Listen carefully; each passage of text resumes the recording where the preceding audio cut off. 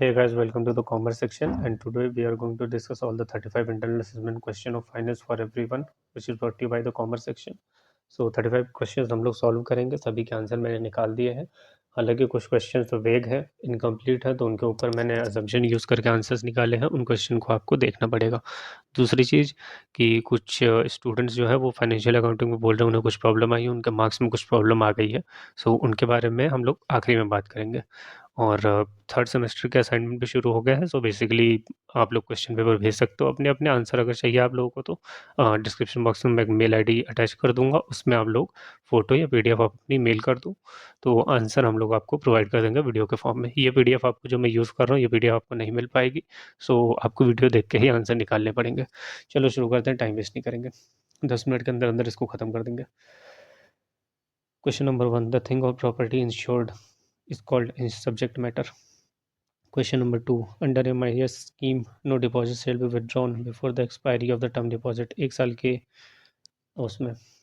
Question number 3, a company can raise capital in the capital through the market, primary market in the form of equity, preference, debenture, तीनों से raise कर सकता है। Question number 4, the principle of utmost good faith is also known as Obrema fides, ये answer सही है आपका। Question number 5, which one of the following is correct NSC से regarding, if close before the expiry of 1 year सिर्फ principal amount मिलेगा, ठीक है। If close after expiry of 1 year, उसके बाद from the date of deposit rate इतना इतना इतना इतना इतना वो शेल बी पेएबल, तो ये आ जाएगा आपका। दोनों ही आंसर स्टेटमेंट करेक्ट है। कहाँ गया, ए करेक्ट है, बी करेक्ट है, both A and B are correct. Question number 6, dash is a social device for eliminating और reducing the loss of society from certain insurance. Question number 7, the main function of bank is to take deposit. हालांकि ये incomplete question है, तो question number 1 हो गया हमारा, जहाँ पे आपको ये एम्बिग्यूअस है, क्योंकि ये इसका जो ऑप्शन है वो इनकम्प्लीट है। Taking deposit and expanding advances, मतलब कि वो एडवांस देते हैं, लोन्स वगैरह देते हैं, मेन फंक्शन होते हैं बैंक के। तो ये क्वेश्चन आप मार्क कर लो, इसमें आप अपनी अजम्पशन भी लगा सकते हो, लेकिन ये टेक डिपॉजिट मेरे हिसाब से आंसर सही है।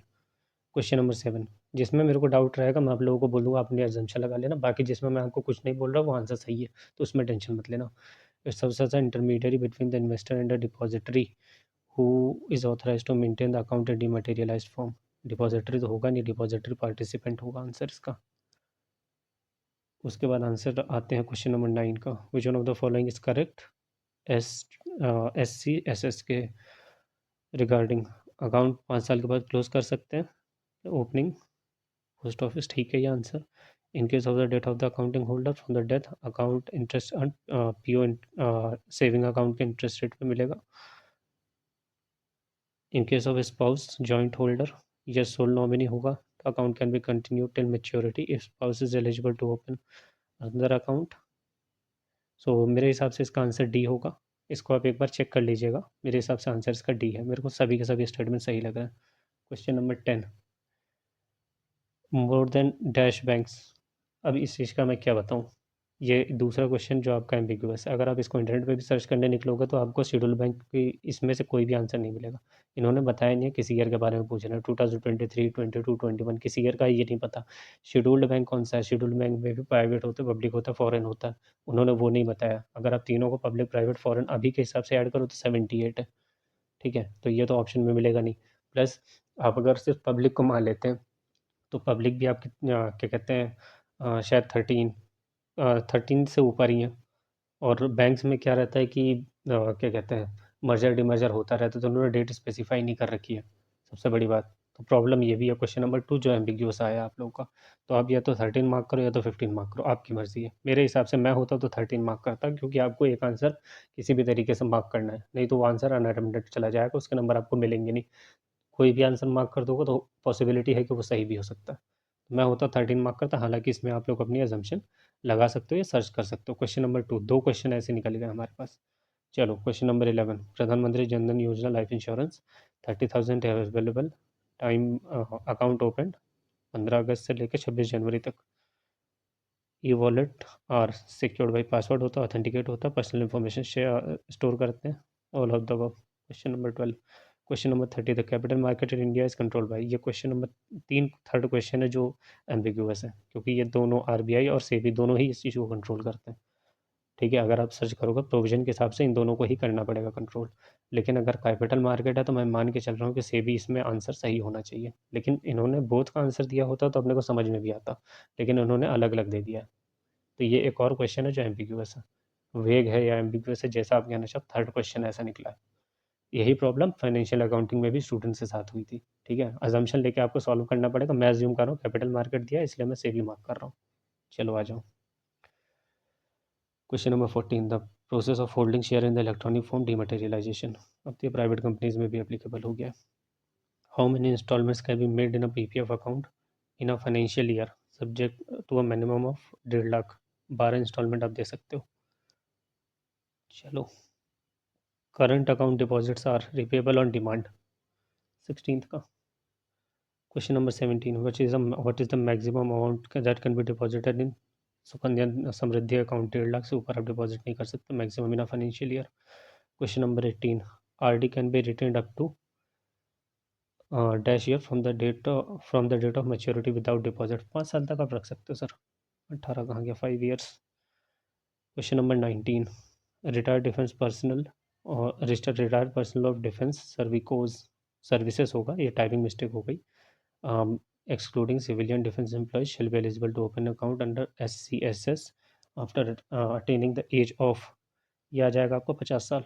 50 ईयर्स के बाद वो लोग ओपन कर सकते हैं। Question number 20, insurance provide security against risk और लॉसेस बोथ, दोनों के अगेंस्ट में सिक्योरिटी प्रोवाइड करता है। Question number 21, NN Enterprises Limited has sold entire lot of 5 lakh equity share of at rupees 19 to Prosperous Bank Private Limited. A bank in turn will offer this shares to general public. Offer करेंगे ये लोग, ठीक है, eight 11 पर share. Method of flotation पूछ रहे हैं, offer to cell है, ऑफर फॉर सेल। चलो क्वेश्चन नंबर 22, क्वेश्चन नंबर 22 है आपका, it act like a bank and keep securities in electronic form on behalf of the investor. Depository, दो ही depository है आपकी, NSDL और CDSL। चलो question number 23, Ravi is holding 100 shares of a company. He has been given a privilege to offer to subscribe to the new issue of shares. नया issue share कर रही है, same company कर रही है, proportion 2:1 होगा। Method of flotation पूछ रहा है तो ये होगा right issue. Question number 24, health insurance should be affordable continuous universal, all of the above. Question number 25, अगर हम लोग देखें तो विच one of the following statement is true about primary deficit. Primary deficit अगर जीरो हुआ तो रेवेन्यू डेफिसिट जीरो होगा, गलत। प्राइमरी डेफिसिट ज़ीरो होगा तो इंटरेस्ट पेमेंट ज़ीरो होगा, गलत। प्राइमरी डेफिसिट अगर ज़ीरो होगा तो ये ज़ीरो होगा, ये भी गलत है। ज़ीरो होगा तो interest is equal, physical deficit is equal to interest payment, ये आंसर सही होना चाहिए। अब आता है क्वेश्चन नंबर 26 का, इन case of public sector banks more than, इतना ये देखो, ये चौथा क्वेश्चन है जो आपका क्लियर नहीं है। पब्लिक सेक्टर बैंक में more than 51% of the share holding जो होती है वो गवर्नमेंट की होती है। अगर 51% गवर्नमेंट की हुई तो पब्लिक की शेयर होल्डिंग 51 से कम ही होनी चाहिए। तो इसमें तो 51 से भी कम करोगे तो 50 है, 45 है और 40 है, तो ये क्लियर आंसर नहीं है इस चीज़ का। हालांकि अगर मैं मान के चलूँ उनकी टाइपिंग मिस्टेक यहाँ पे पब्लिक की जगह पर करके गवर्नमेंट करते हैं तो मैं मान के चलता हूँ 51%, तो 55 मैं टिक कर देता हूँ।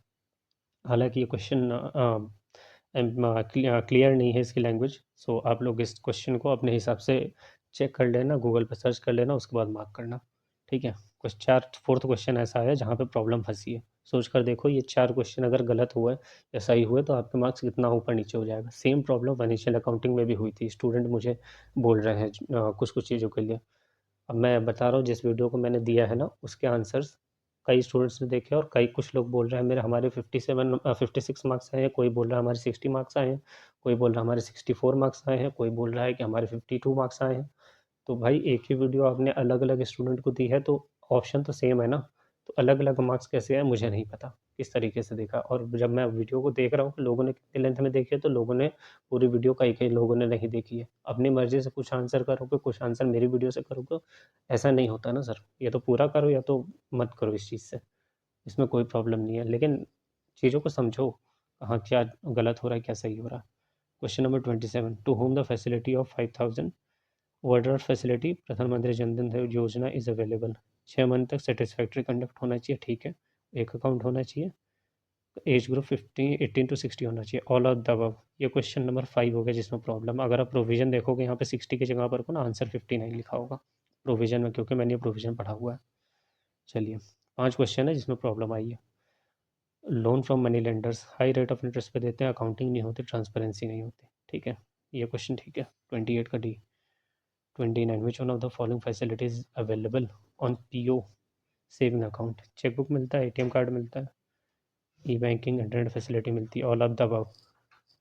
Question number 30, ATM can be use for cash withdrawal के लिए भी यूज़ होता है, अकाउंटिंग इंक्वायरी के लिए भी यूज़ होता है, स्टेटमेंट ऑफ अकाउंट के लिए भी यूज़ होता है, all of the above. Question number 31, share price is decided by. ये क्वेश्चन नंबर 6 है जिसमें प्रॉब्लम है, क्योंकि शेयर प्राइस डिसाइड करने के लिए 2 इवेंट्स पे होती है। एक तो बिफोर इशू होता है जिसमें कंपनी डिसाइड करती है, क्योंकि अगर वो रेड हेरिंग प्रोस्पेक्टस आपको इशू कर रही है तो उसमें प्राइस बैंड होता है, उस समय तो कंपनी कर रही होती है। और जब मार्केट में होता है, स्टॉक मार्केट में, वहाँ पर कोई डिमांड और सप्लाई के बेस पे बायर्स और सेलर्स डिसाइड करते हैं उनका मार्केट प्राइस। सो बेसिकली दोनों में से इन लोगों ने बताया नहीं है कि किस मोमेंट पे इन्होंने क्वेश्चन पूछा है, तो इस चीज़ का आंसर जो है वो क्लियर नहीं है।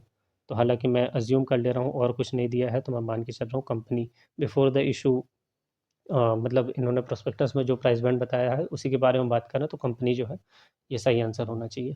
ये 6 क्वेश्चन है जिसमें प्रॉब्लमेटिक चीज़ें आई हैं, क्लियर नहीं है ना क्वेश्चन, इनकम्प्लीट है, वेग है, तो उसका आप आंसर देने के लिए अजम्पशंस लोगे, और अजम्पशन आपके, मेरे या एसओएल के या किसी भी कॉलेज के अलग अलग हो सकते हैं, ठीक है। Question number 32, dash principle means insured and not entitled to make profit on his loss, subrogation. Question number 32, 32 था ना, 32 था, ठीक है। Question number 33, the loss of dash are to hold the negligent person responsible for the loss and prevent the insured from collecting twice for the same, subrogation. इसका भी answer सुब्रोगेशन है, same same answer आगे पीछे।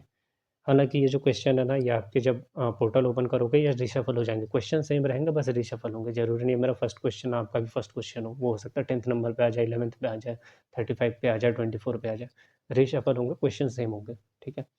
Question number 34, which one of the following is not a function of commercial bank. देखो वहाँ पे function of commercial bank एक और आया था, उसमें मैंने बताया था कि ये डिपॉजिट एक्सेप्ट करते हैं, और उस समय वहाँ पे हाफ आंसर दिया हुआ था। अब यहाँ पर देखो इन्होंने एडवांसिंग लोन, ये भी इसका फंक्शन होता है बैंक का, क्रेडिट क्रिएशन ये भी फंक्शन होता है, बैंक्स करेंसी इशू नहीं करते, तो ये इनका आंसर जो है, नॉट अ फंक्शन पूछा है ना, हाँ, इशूइंग करेंसी।